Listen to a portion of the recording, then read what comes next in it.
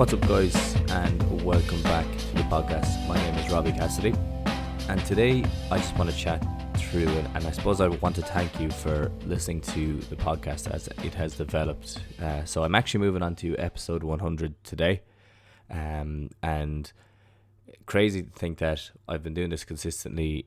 It's been out every week for the guts of a year and a half now, nearly 2 years, and I just want to say, I suppose, in this episode, it's going to be short and sweet. I'm going to talk about some of the lessons that I've learned from doing podcasting and what it's taught me, as well as how I've changed my perspective around certain things. And I also want to talk a small bit about what's the plan from here on out with the podcast, what's the next phase or what's the next stage of it, and what type of developments do I have in the making, I suppose, at the minute, or what am I working on getting to. As well as how the format may change for certain episodes, because I am looking to keep it as interesting as possible, and I want to cover a wide range of subjects, and I also want to make sure that I'm touching on all the subjects that you want to hear and you want to listen to, because it is, obviously, I can be sitting here putting out episodes week in, week out, but I suppose the reason that I keep going with this and the reason that I have kept on going is the feedback is great. It really keeps me going, gives me different ideas. A lot of people enjoying the podcast, a lot of suggestions coming in for different ideas, different guests, and realistically, I wouldn't be able to do this without you listening in. So I really do want to thank you for that. I really appreciate you tuning in, listening to episodes, sharing it on your story, sharing it with friends. Give me feedback on the podcast. It goes a long way, and I do appreciate that, because it's not something, I don't make any money off the podcast. It's kind of like a separate kind of side thing that I do just to, well, I really enjoy doing them. I really enjoy interviewing guests. I enjoy doing my own podcast. It actually gives me a platform to think out loud on in certain situations and on certain topics, and because I think that longer form Instagram and TikTok and all that is great, but it is shorter form, minute long videos.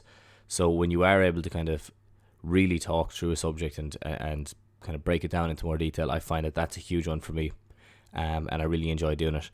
But as I said, I couldn't do it without you listening in all the time, and I really appreciate that as well, and rating it and the whole lot. It goes a long way. So I suppose to talk about some of the lessons that I've learned from doing this over the last 100 episodes, I don't really know where to start with this one, because there's obviously a lot of different things you picked up on, and when I look at them now, I'm thinking there's definitely more that I could have jumped into, or I guess kind of hashed out or talked through a small bit more. But the ones that really stuck out to me, I've kind of put them in a bit of a document here, and I want to talk through them. And then at the end of that, I'm going to just talk about what's the plan is for the podcast after this, and then I suppose that'll be it for now. But yeah, so I suppose the first one really is, it's really interesting especially when you're talking to a guest, or when I'm sitting here and I'm doing a 30-minute podcast and I'm talking to myself a lot of the time. It's interesting to note how your opinions are formed through your personal experience, and how everyone's opinions are going to be slightly different depending on what has happened to them in their life from whatever age they started and all the way up along. So especially when you're looking at a subject, whether it's a sport or if you're looking at something that they have studied or something that they're learning about, you can kind of see where they picked up some things and where they left off other things. And I guess I think everybody knows that people's opinions are formed through their personal experience, but I find on the podcast, when you talk to people about their background and you kind of bring that into what they're talking about now, you can see how in a lot of cases it's nearly like a step by step, where it's like, I went to here, and then because of that I went to here, and then because of that I went to here, and because of that I went on to another area. And it's the reason I bring that up is because it's interesting how someone can defend their position or defend their opinion to the death nearly, in that they will not change it. They won't have anything to, they won't entertain anything that's to do that could oppose their opinion as well. And I think that is an interesting one to look at, because then you're nearly breaking down people's value structures in a way, because you're looking at, all right, well, there's a certain reason that person, let's say, is a vegan, Okay, there's a certain way why that person loves, just for another example, manual therapy, or that person doesn't like it.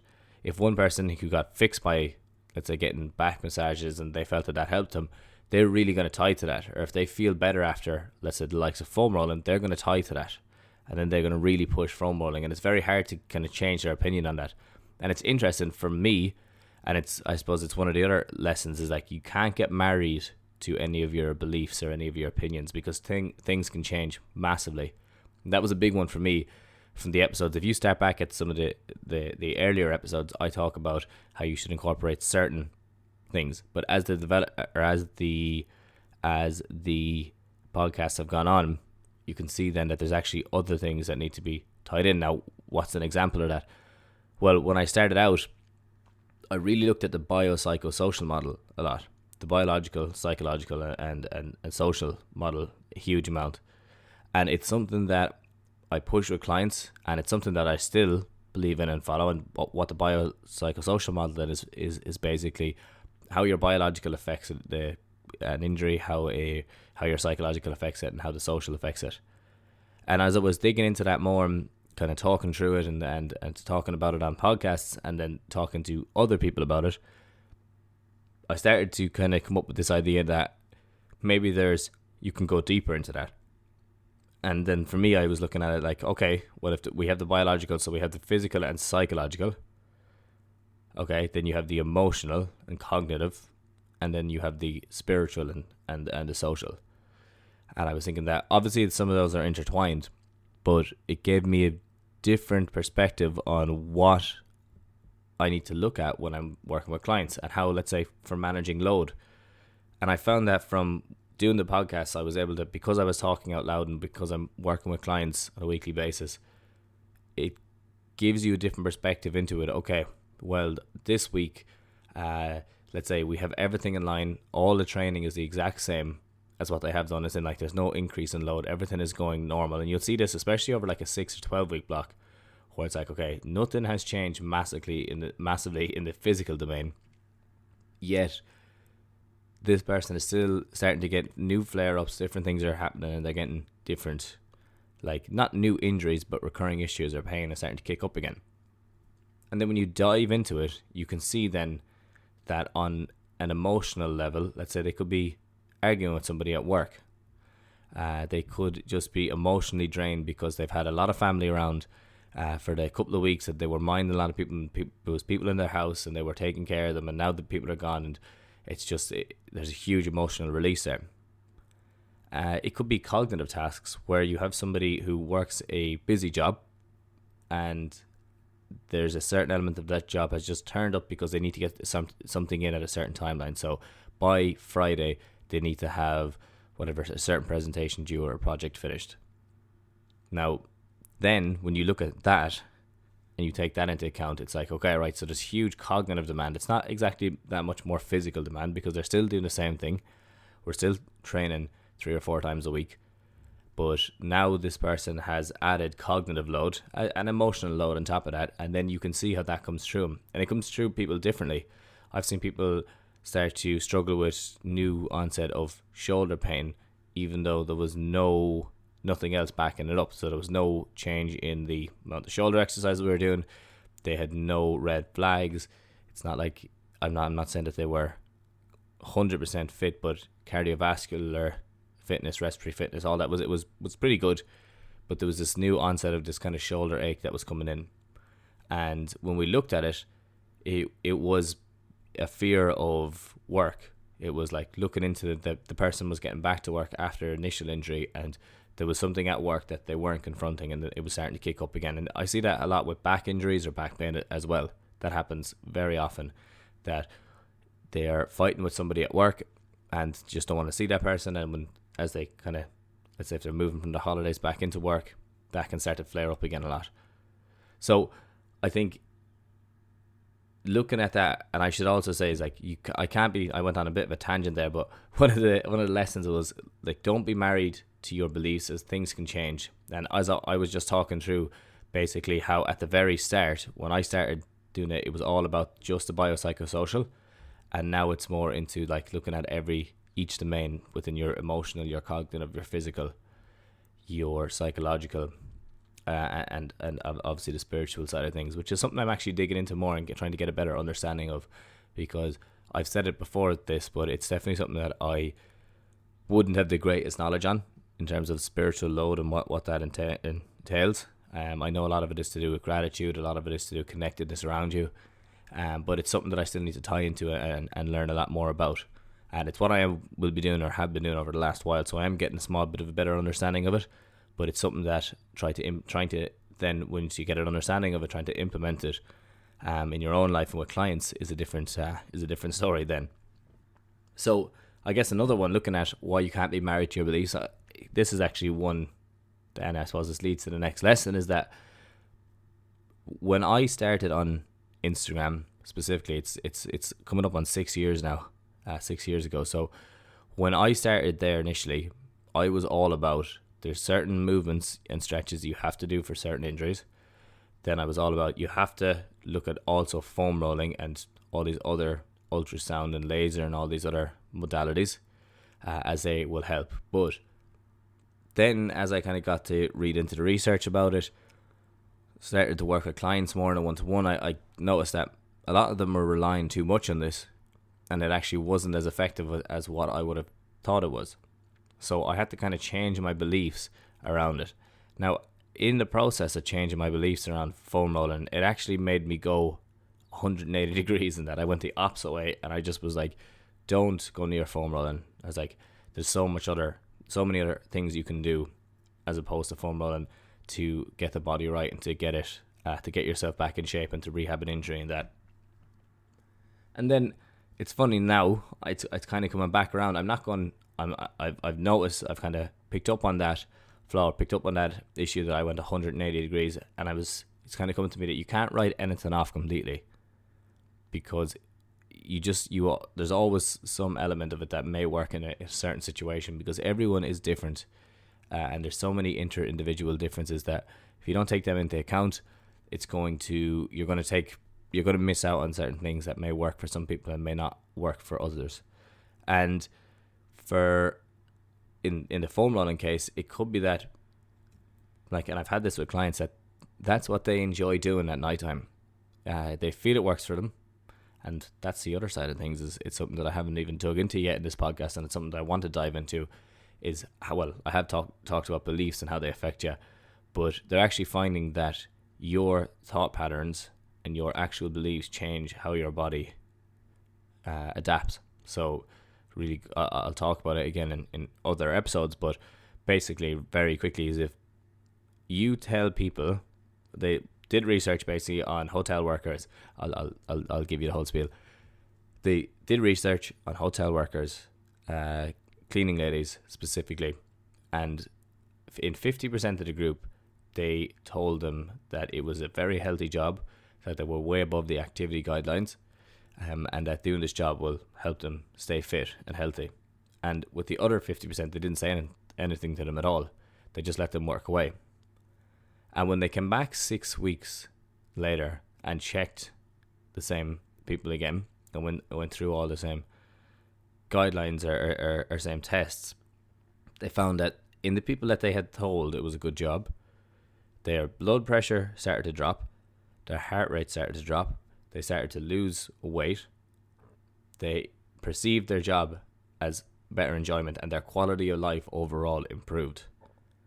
Specifically because somebody who was an expert in the area had come and told them that what they were doing was great for them. It was really, really good for them, and they are really hitting the activity guidelines. And the aches and pains that they feel, it's not from bending, it's not from doing that, it's because it's hard work, and in the long run that's really good for them.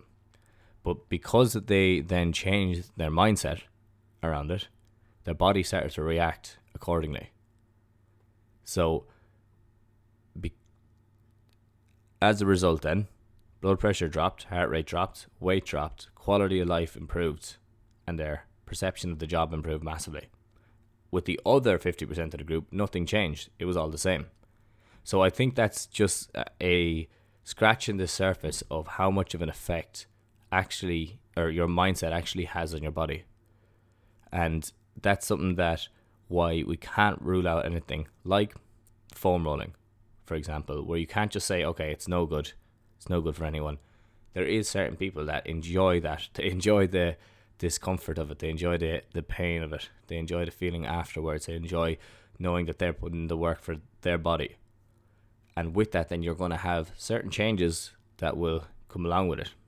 And I think that's why not being married to any of your beliefs is a huge one. Having certain beliefs, but then challenging them is a great way of getting a different perspective on it. You can kind of look at it from outside the box, and then you might come back with a better perspective.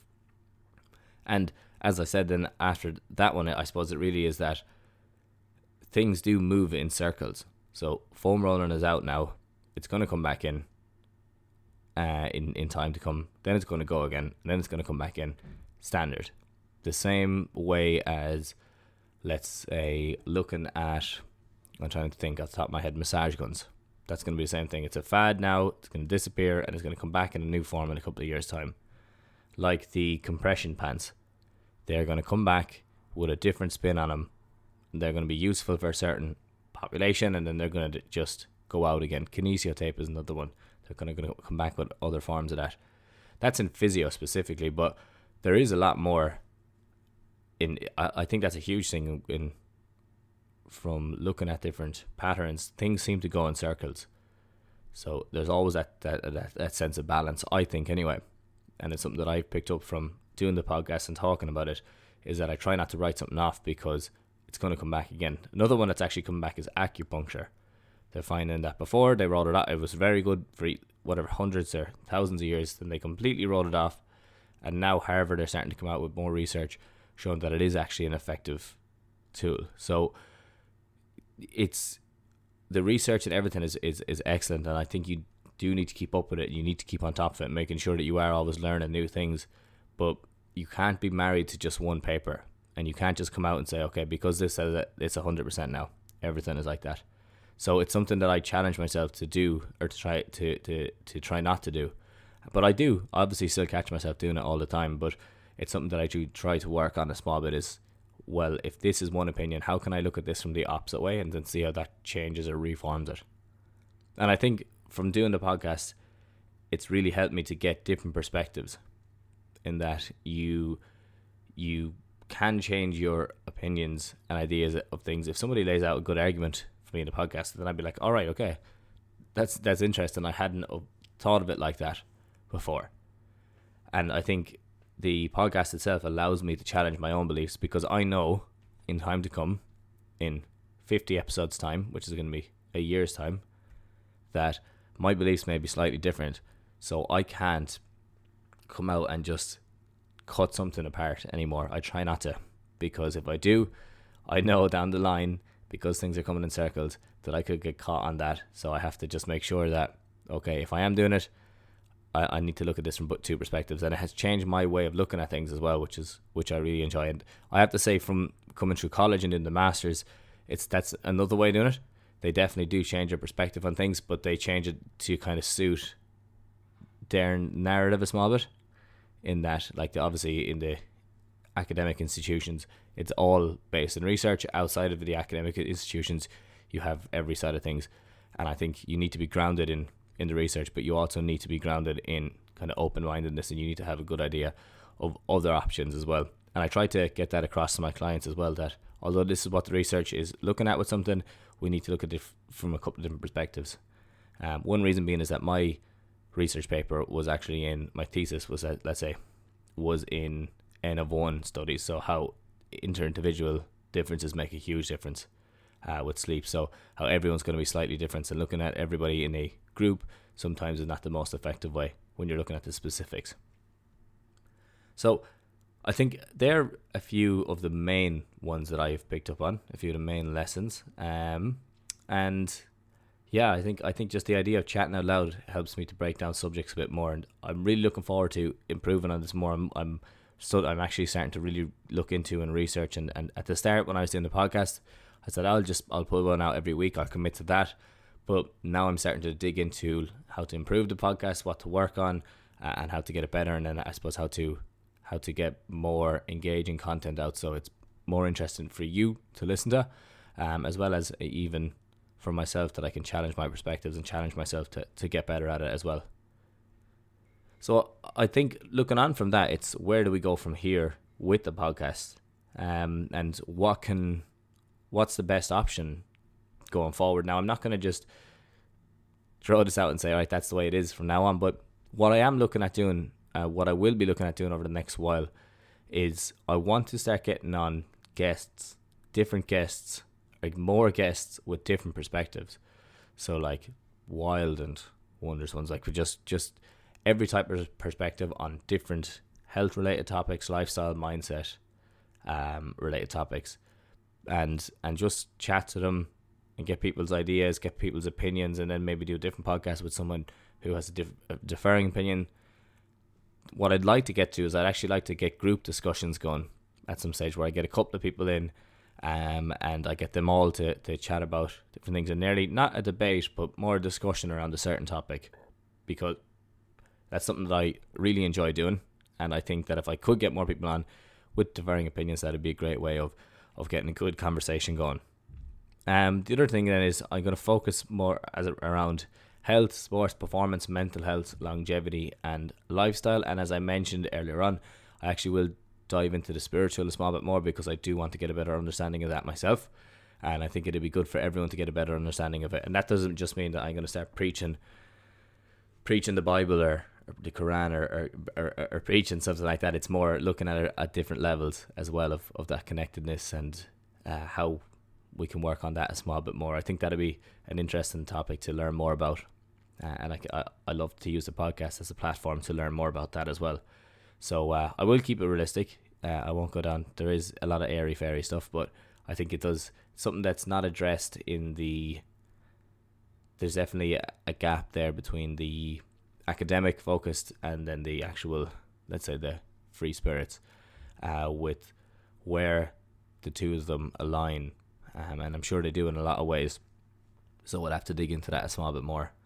I also want to start videoing the interviews, especially group discussions or when I'm talking with people one-on-one. Now it makes more sense if I'm doing that in person with them, so I will have to do more in-person podcasts. I have a lot of videos through Zoom, but it's not the same to watch, so I want to start videoing them, putting them up on YouTube. I have other ones up on YouTube already, so if anyone's not subscribed to me on YouTube, definitely jump on there, because there is snippets from the podcast, little parts and different videos or different podcasts that are put up into video form. So check that out. It's Mobility Tutor on YouTube. And the other thing is I'm considering on changing the name. The name is Mobility Experiment Podcast right now, which is good, and it has definitely served its purpose in the subjects that I wanted to talk about. But now I want to even expand that a small bit more. So over the next couple of weeks, I have a couple of names in mind. I won't put anything out now. Over the next I will put them up on Instagram though to vote on. And over the next couple of weeks, I'm going to look at changing the name of the podcast to suit that, so it kind of suits the new expansion or new idea of where to go after this. So I will be looking for any input from you at all, where if you want any guests or topic or discussions or recommendations.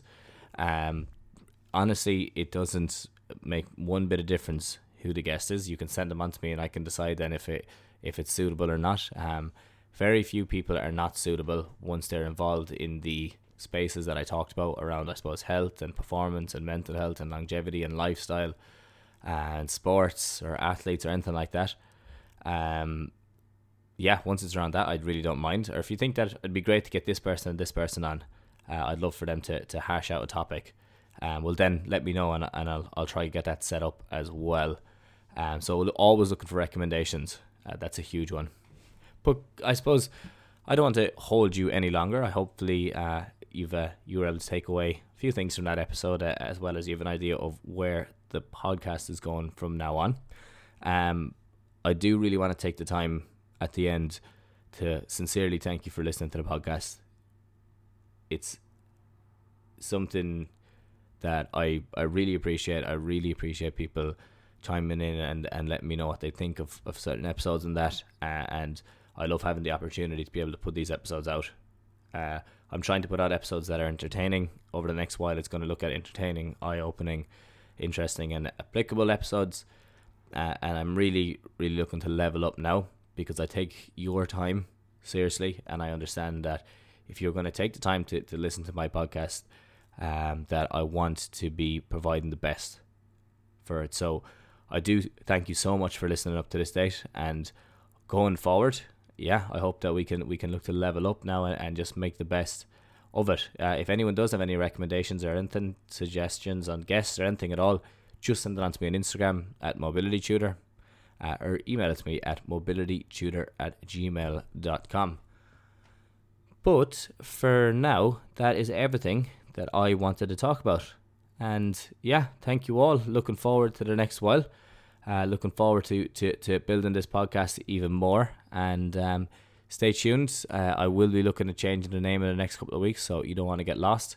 And lastly, if you haven't already, I would really, really, really appreciate it if you could rate this podcast on Spotify and on iTunes, as I do want to start getting it up the charts a small bit more, so I can get more entertaining guests on, because obviously the higher ranked it is, the better the guests you can get on.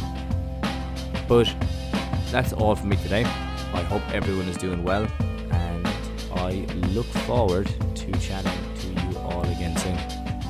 Have a good one.